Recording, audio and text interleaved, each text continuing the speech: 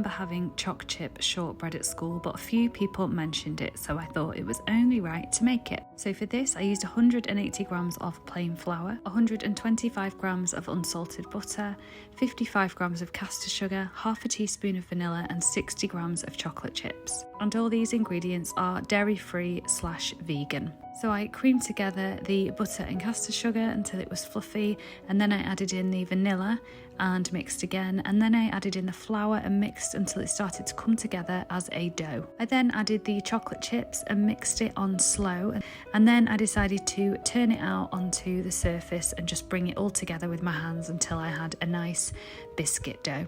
I dusted the surface with some flour and I lined 2 baking trays with some baking paper.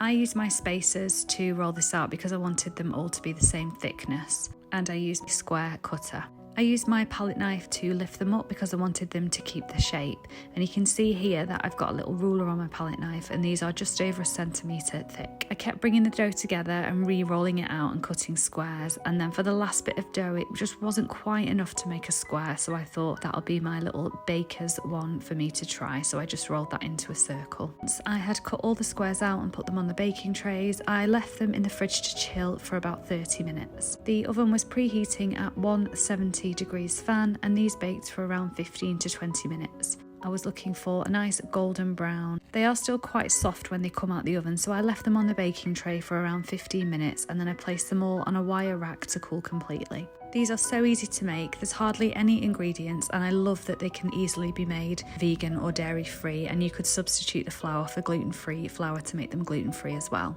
So did you have chocolate chip shortbread at school? Wish I did, because it's very yummy.